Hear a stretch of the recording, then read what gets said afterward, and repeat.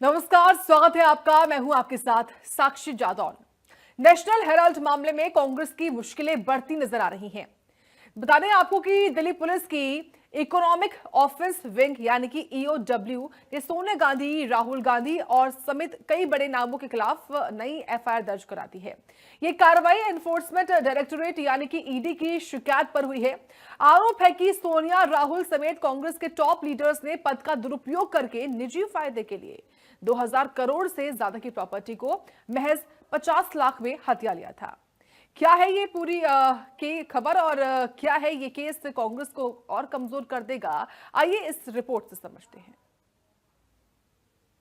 2012 में सुब्रमण्यम स्वामी ने शिकायत की। 2025 में ईडी ने चार्जशीट दाखिल की। 2025 में ही अब एक नई एफआईआर। ईओडब्ल्यू ने 3 अक्टूबर को दर्ज की एफआईआर 3 अक्टूबर को दर्ज हुई, लेकिन ईडी की कंप्लेंट के बाद ये सुर्खियां बटोर रही हैं।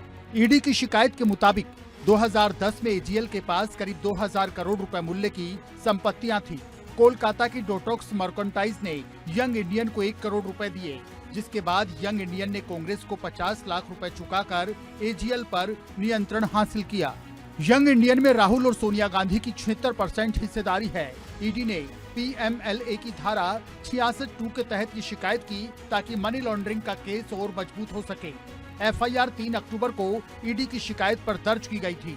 ईडी ने 2008 से 2024 तक की अपनी जांच रिपोर्ट साझा की थी, जिसके आधार पर ये कार्रवाई हुई। ईडी की शिकायत के बाद किस किस पर एफआईआर?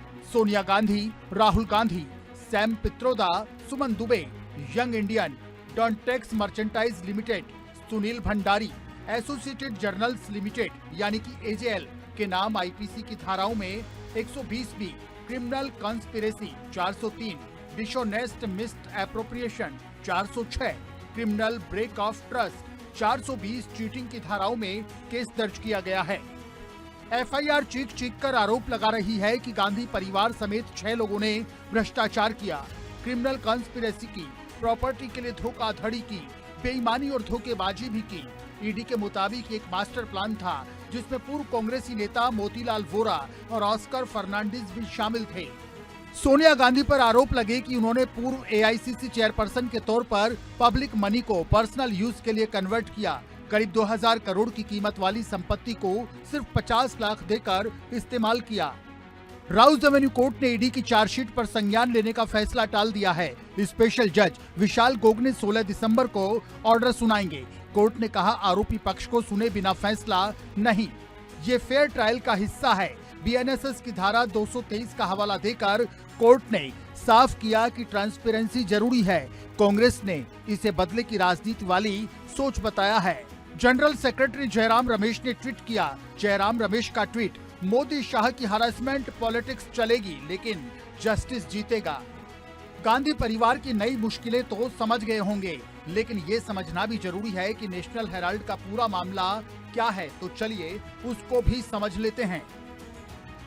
बीजेपी नेता सुब्रमण्यम स्वामी ने 2012 में दिल्ली के पटियाला हाउस कोर्ट में एक याचिका दाखिल करते हुए सोनिया गांधी, राहुल गांधी और कांग्रेस के ही मोतीलाल वोरा, ऑस्कर फर्नांडिस, सैम पित्रोदा और सुमन दुबे पर घाटे में चल रहे नेशनल हेराल्ड अखबार को धोखाधड़ी और पैसों की हेराफेरी के जरिए हड़पने का आरोप लगाया था।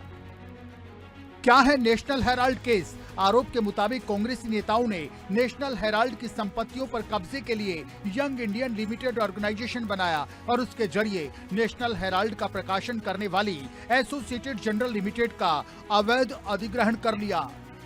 स्वामी का आरोप था कि ऐसा दिल्ली के बहादुर शाह जफर मार्ग स्थित हेराल्ड हाउस की 2000 करोड़ रुपए की बिल्डिंग पर कब्जा करने के लिए किया गया था। स्वामी ने 2000 करोड़ रुपए की कंपनी को केवल 50 लाख रुपए में खरीदे जाने को लेकर सोनिया गांधी, राहुल गांधी समेत केस से जुड़े कांग्रेस के अन्य वरिष्ठ नेताओं के खिलाफ आपराधिक मुकदमा चलाने की मांग की थी।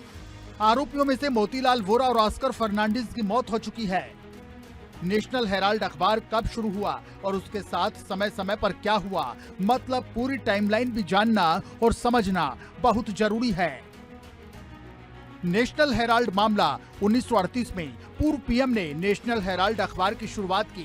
2008 से 2010 एजेएल पर आर्थिक संकट आया, अखबार बंद हुआ, कांग्रेस पार्टी से आर्थिक मदद की गई। 2010 यंग इंडिया कंपनी बनाई गई, एजेएल का कर्ज चुकाकर अखबार की मालिक बन गई। 2012 में सुब्रमण्यम स्वामी ने कोर्ट में शिकायत दर्ज की। 2014 में अदालत ने सोनिया राहुल समेत 6 लोगों को सम्मन भेजा। 2015 से 2020 में हाई कोर्ट और सुप्रीम कोर्ट में सुनवाई चलती रही। 2022 में ईडी ने पूछताछ शुरू की, गांधी परिवार की पेशी हुई। 2023 से 2024 ईडी ने संपत्तियां जब्त करना शुरू कर दिया। अप्रैल 2025 में ईडी ने 661 करोड़ की संपत्ति पर कब्जे के लिए नोटिस जारी किया। जून 2022 में नेशनल हेराल्ड केस में राहुल गांधी से 5 दिनों में 50 घंटे पूछताछ हुई थी। फिर 21 जुलाई 2022 में नेशनल हेराल्ड केस में सोनिया गांधी से 3 दिन में 12 घंटे सवाल हुए थे। इस दौरान उनसे 100 से ज्यादा सवाल किए गए। ईडी ने राहुल गांधी से भी जून में 5 दिनों में 50 घंटे से ज्यादा समय तक पूछताछ की थी। ईडी के मुताबिक सोनिया और राहुल पर जो मुख्य आरोप हैं वो ये हैं। सोनिया और राहुल ने एजेएल हड़पने की कोशिश की। 2000 करोड़ की संपत्ति होने के बावजूद एजेएल ने कांग्रेस से 90 करोड़ रुपए का लोन लिया और चुका नहीं पाई। आमतौर पर ऐसी स्थिति में संपत्ति बेचकर कर्ज खत्म किया जाता है, लेकिन नेशनल हेराल्ड केस में ऐसा नहीं हुआ। इसके बाद सोनिया राहुल ने एजेएल को हड़पने की कोशिश रची। इसके लिए यंग इंडिया नाम की कंपनी बनाई गई, जिसने एजेएल का अधिग्रहण किया। यंग इंडिया में राहुल सोनिया की 76% हिस्सेदारी थी। आरोप है कि दिखावटी फंडिंग थी। असल में एजेएल से कोई लेन देन हुआ ही नहीं था। अब धोखाधड़ी और भ्रष्टाचार की इस किताब के पन्ने ईडी ने पलट दिए हैं। फैसला क्या होगा ये देखना दिलचस्प होगा। Bureau report, India news.